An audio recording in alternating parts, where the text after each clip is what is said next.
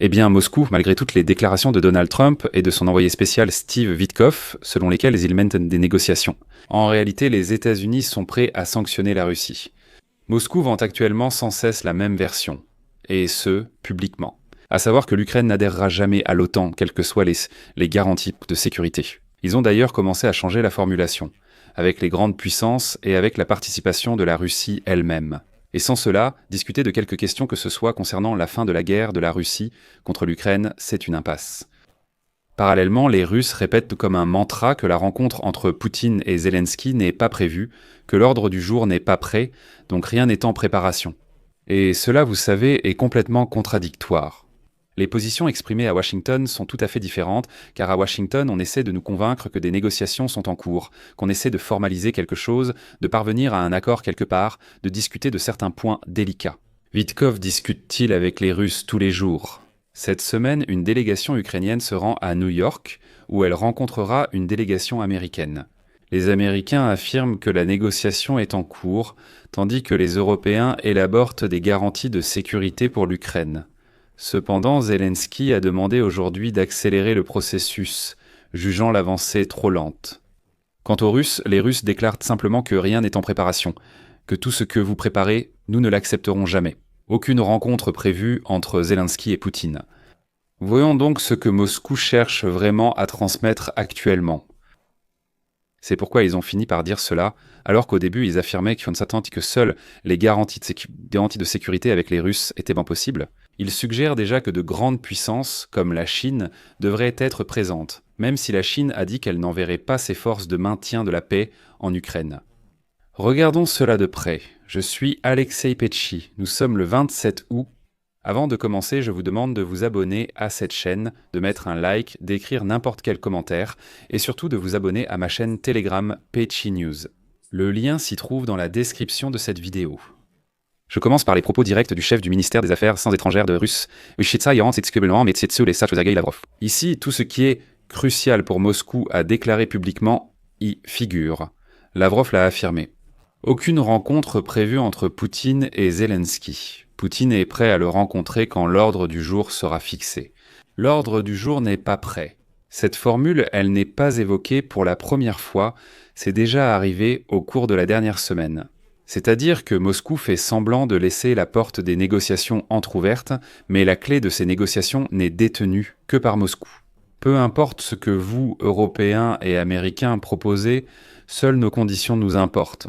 À cela, Donald Trump répond que tout cela n'est que de la frime, et qu'en réalité, ces Russes ne pourront aller nulle part. Ensuite, la question est hors de savoir qui et comment doit être responsable de la sécurité de l'Ukraine. Selon le Kremlin, Sergueï Lavrov répète dans ses récentes interviews « Les garanties de sécurité pour l'Ukraine doivent provenir des grandes puissances. Les discuter sans la Russie est une impasse. L'Ukraine doit rester hors de l'OTAN et de tout bloc militaire. Cela doit être acté. Nous parlons de neutralité et de statut non nucléaire. » Eh bien, pour parler simplement, Moscou veut avoir un droit de veto sur toutes les futures garanties de sécurité pour l'Ukraine. Et Moscou exige que l'Ukraine reste faible après cette guerre, afin que Moscou ait la possibilité d'attaquer à nouveau, et ainsi de suite. Parallèlement, on alimente constamment dans l'espace médiatique le débat sur la légitimité de Volodymyr Zelensky. Eh bien, c'est en général un sujet favori des Russes, ils essaient tout le temps de manipuler cela. Mais vous savez, voilà où réside le paradoxe. Après les propos d'hier de Donald Trump disant que les Russes font du bullshit et de la frime, et que toutes ces déclarations sur la légitimité, sur le fait qu'ils sont prêts ou pas à se rencontrer, tout ça c'est des conneries. Je traduis. Je me demande comment les Russes vont s'en sortir après ça. Tada essayer sans ici crime ou que ce sera seulement comme ça et pas autrement. Très bien, les Américains et les Européens disent « Oh non, ce sera comme ça et pas autrement ». Et si Donald Trump passe enfin à la pression économique sur la Russie, s'il commence vraiment à étrangler l'économie des Russes mal lavée, alors, eh bien, j'aimerais voir comment la rhétorique du Kremlin commencera à changer. Il sera encore plus intéressant d'observer la réaction des Russes quand Volodymyr Zelensky sera soudainement reconnu légitime. Cela fait presque 2 ans qu'on leur raconte qu'il n'est pas légitime, et il s'avérera qu'il l'est. Bon, donc le sens, en principe, est clair. Que fait le Kremlin ? Il temporise, affirmant qu'il n'y a actuellement personne à qui parler. Eh bien, il n'y a personne avec qui parler, il n'y a pas de légitimité. Donc quelle négociation pourrait-il y avoir? La question vise Donald Trump et son équipe. On les insulte et leur demande d'écouter. Voilà, nous avons enfin trouvé la raison pour laquelle il n'y aura pas de négociation. Nous sommes d'accord pour des négociations, mais il n'y en aura pas parce que Volodymyr Zelensky n'est pas légitime. Et la réaction d'hier de Donald Trump a été remarquablement brève. Citation, « Ce n'est pas important, tout le monde fait semblant avec ça. » Et c'est un marqueur important pour les Européens. Washington ne compte pas jouer à l'arithmétique procédurale pour le cessez-le-feu et la sécurité future. Et l'Occident, comment réagit-il? Le secrétaire général de l'OTAN, Mark Rutte, s'est exprimé franchement à Kiev et à Washington sans rien dissimuler. Il a clairement exprimé sa position. Citation. « Des garanties de sécurité fiables joueront un rôle important. Nous travaillons à leur définition afin que la Russie ne porte plus jamais atteinte au moindre kilomètre carré de la terre ukrainienne. La traduction est simple. Il s'agit de l'introduction automatique, par exemple, de sanctions en cas de nouvelle agression, et du déclenchement automatique de ces mêmes garanties de sécurité. Plutôt que ce « on est d'accord, on n'est pas d'accord », il faut 48 heures pour discuter, etc. Dans cette matrice, les États-Unis gèrent le CIEL, défense antiaérienne, renseignement et échange de données. L'Europe débat de la présence de militaires au sol. La position ukrainienne, inchangée depuis longtemps, demeure la même dans tous les formats. Volodymyr Zelensky le répète après ses rencontres à Washington avec Donald Trump, puis avec le généticien Mark Rutte. Il affirme que les garanties doivent être comme l'article 5 de la charte de l'OTAN, protection automatique, pas seulement sur papier, et sans légalisation des territoires occupés. Voilà, et il faut comprendre ici que ce n'est pas de la fermeté pour la fermeté. Ce n'est pas juste pour dire « Regardez, nous sommes des gens de principe ». Non. C'est l'expérience de 2022. Si on laisse le droit de veto aux occupants russes, alors n'importe quel document ne vaut plus rien. Vraiment plus rien du tout. Maintenant, pourquoi Moscou insiste-t-elle autant sur la participation de la Russie dans les garanties de sécurité pour l'Ukraine ? Parce que si un mécanisme apparaît là-bas sans sa participation, la clé se retrouvera entre les mains de la coalition des alliés.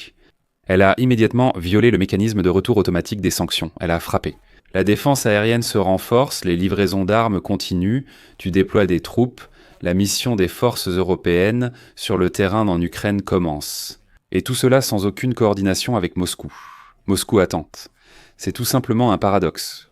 L'arrogance de ces Russes drosse malpropre réside simplement dans le fait qu'ils attendent vraiment que soudainement l'Ukraine, l'Europe et l'Amérique acceptent que l'Ukraine reçoive des garanties de sécurité de la part de Moscou. La suite, qui a déclenché la guerre et la mène contre l'Ukraine depuis 11 ans, et vous devriez soudainement accepter que la Russie participe à la garantie de notre sécurité. Eh bien, ce sont vraiment des gens inadéquats.